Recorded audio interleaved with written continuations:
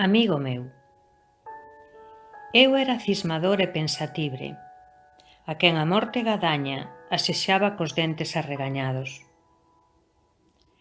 No intre de pechar os ollos para me durmire, un dediño de oso, ou máis ben de marfil, petaba levián na miña testa e o medo facía explosión en min. Todas as noites.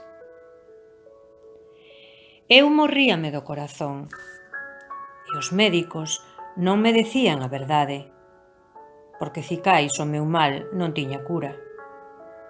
Visitei un e outro máis, e todos me dixeron o mesmo: non ten nada.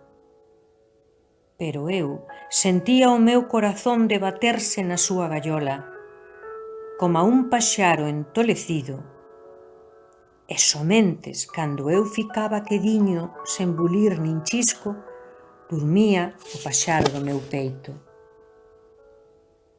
No intre en que os médicos me dicían non ten nada, eu sempre avistei nos seus ollos a pintiña escentilante da mentira e da bulra.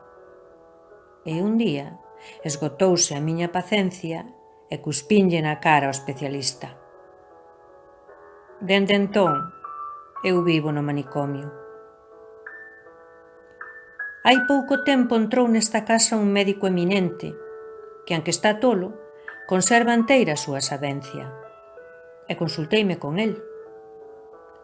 O meu compañeiro examinoume ben e, de remate, díxome sin chisco de mentira nos ollos: ti non tes nada no corazón. Ti estás tolo e nada máis. Agora, eu xa sei que teño san o meu corazón, porque os médicos tolos non minten nin se bulran dos enfermos. Pero teño unha dúbida que me arrepía. O meu compañeiro dixo que eu estou tolo, e agora compre que ti, que andas solto, consultes o meu caso cun abogado e que che diga se un médico tolo ten dereito a saber de tolerías. Moitas apertas de teu amigo. Posdata, contéstame axiña, porque quero saber se estou tolo ou non.